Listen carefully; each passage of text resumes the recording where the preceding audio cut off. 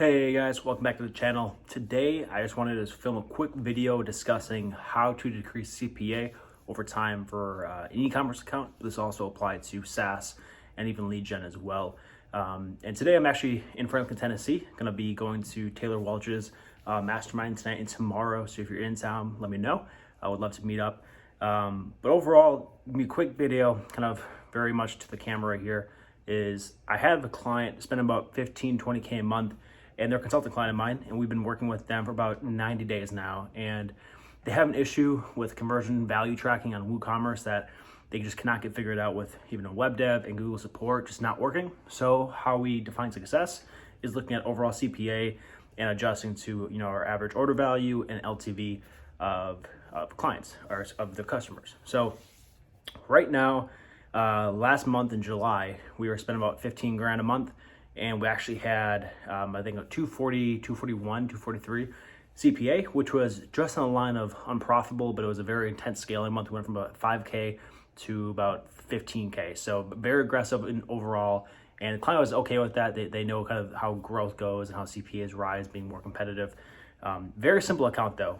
All we do for structure is some search campaigns, very aggressive on the search trends and search keywords, and then also some simpler marketing. And then this last month, August, so the 1st to the 24th, so the first 24 days, compared to July 1st to the 24th, actually our CPAs went from like 240-ish down to 140. So over $100 down, and I think that's like 52% decrease in the same time period, just over about a 3-week period.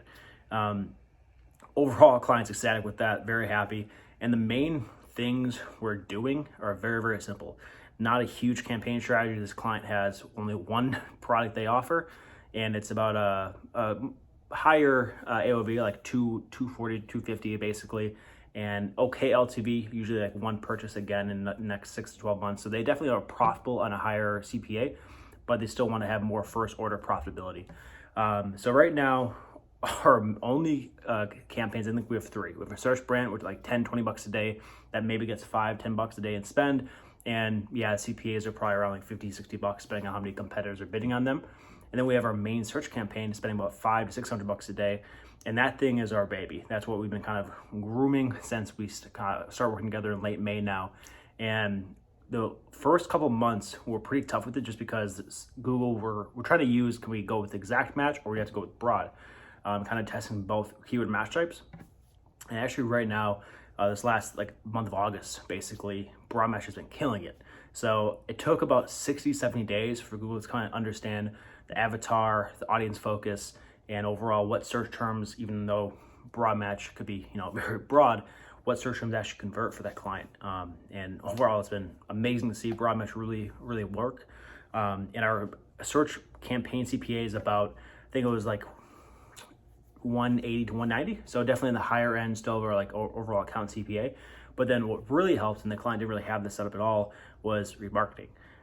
This has been a struggle with just kind of getting enough visitors to the site and populating the audiences, but we created some segmented marketing audiences through Google Analytics and then imported them back to Google Ads. And a lot of them were like engaged sessions, so a certain threshold per time on site, or visit a product page and then visit an about page, or product page, add to cart, then left, or return visitors, stuff like that. So just a little bit more than just all visitors, right? And that one really started performing well this month. Our CPA is there per marketing about $60. So very, very low compared to, top of the funnel cold search campaigns, and even more last month. And I think our CPA last month for marketing was about 80, 90 bucks. So again, working that down. And we don't want to just stop here. Like a good, first 3 weeks and a very good overall decrease in CPA from 240 to 140.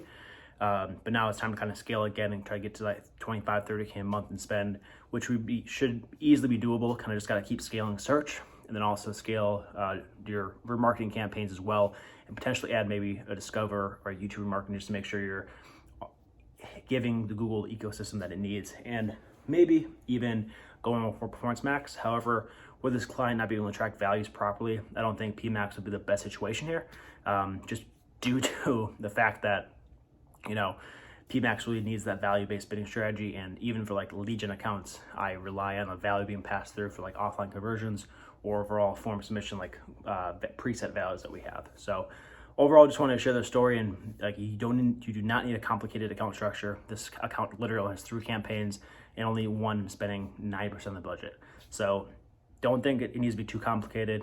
Just go with a very simple setup at first, get more complicated and add more supplementary campaigns as needed, and it should improve overall account experience as a whole. So thank you guys. Have a good day.